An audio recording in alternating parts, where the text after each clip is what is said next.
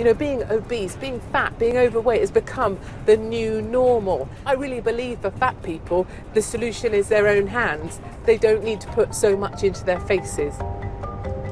So take that, fat bastards. She's blunt, crude, and doesn't care what anyone thinks.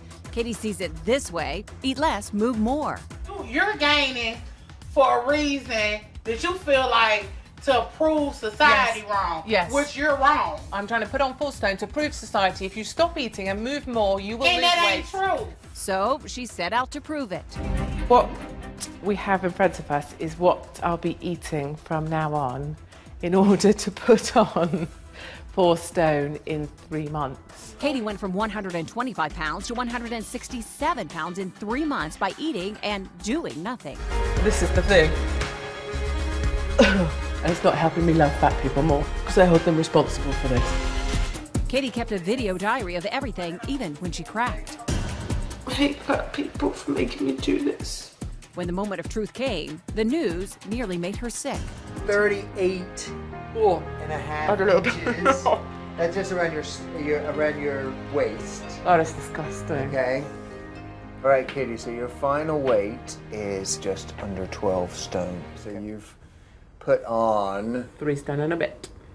That's right. In the special, Katie takes the weight off again, cutting back to 1,500 calories a day and exercising. She made her campaign public, but it didn't make her popular. And I think I'm right to carry on sort of bruising my way through on this issue, because I think there's so many people willing to tiptoe around it. That's like saying that everybody should fit a certain belief system, and that certain belief system is yours, and then we may as well just create the Aryan race.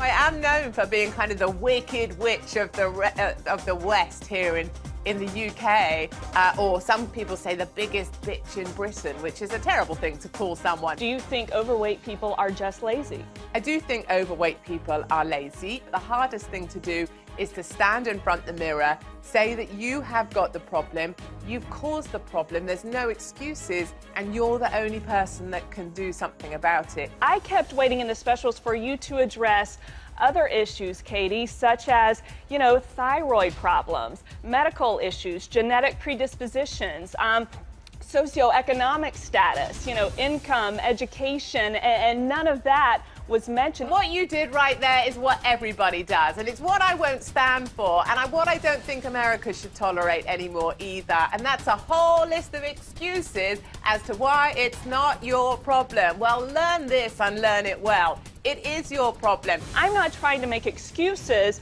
I just think that you can't make blanket statements like that. Okay, you're not trying to make excuses, but you're doing a pretty good job of it. I think it's a simplistic view of a complicated issue, Katie. I'm going to be honest. Why are you big? Because I eat too much. Do you not realise where you're going with this? How did you get this big? This is actually to do with a hate crime. You're a victim of hate crime. Absolutely. It became personally offensive, and I believe it's a hate crime, and I'd like to report it. What, for having an opinion? She called the cops on you? They asked if they could meet me so that they could discuss my views. And I said, of course, I'll meet you, no problem. And we met up, and I told one of the ladies that what I thought about her, that she looked disgusting and overweight, and she was killing herself. And so she accused me of hate crimes, and off she went, slowly, at a bit of a waddle, and she rang the police, and they told her to get a grip, which was a joy. Would you still, after all of this, through this experience, would you still never hire an overweight person?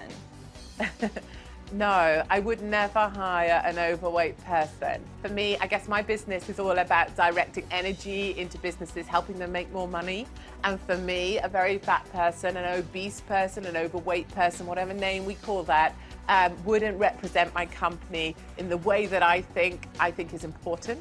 They certainly wouldn't be able to fly around the city at the speed that I fly around the city, and that's what I don't want, is for the lasting image of my company to be, did you see the size of her? Of course, that's your prerogative, but don't you think that that is discrimination? As an employer, especially a small business employer, I call it freedom of choice.